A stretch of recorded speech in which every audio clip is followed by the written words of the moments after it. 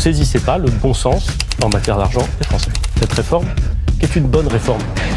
Mettant un terme à un insoutenable suspense entretenu par l'Élysée, le Premier ministre Édouard Philippe a confirmé mardi 4 septembre que l'impôt sur les revenus serait prélevé à la source au 1er janvier 2019. Et voilà.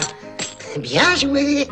Et à un peu plus de 6 millions de téléspectateurs qui avaient plébiscité ce soir-là le journal télévisé de la chaîne privée, il a expliqué, la voix un peu faible, que la décision du président Macron de maintenir cette réforme aurait pour conséquence d'améliorer la trésorerie des Français. Cette réforme, qui est une bonne réforme pour les contribuables, et qui, contrairement à ce que vous avez semblé indiquer tout à l'heure, ne viendra pas diminuer leur pouvoir d'achat, mais améliorera pour beaucoup d'entre eux leur situation en matière de trésorerie. Mais nous aurons l'occasion d'y revenir, j'en suis sûr.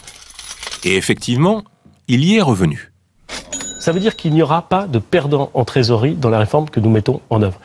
Ceux qui sont mensualisés payent à l'administration fiscale au milieu du mois, sont prélevés plus exactement au milieu du mois, le montant sur 10 mois de l'impôt qu'ils doivent au titre de l'année précédente.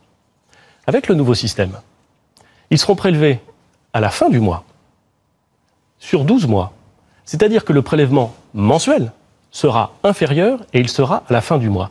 Eh bien, si vous pensez que les Français ne comprennent pas l'intérêt en termes de trésorerie qu'ils auront dans ce dispositif, je pense que vous ne saisissez pas le bon sens en matière d'argent des Français.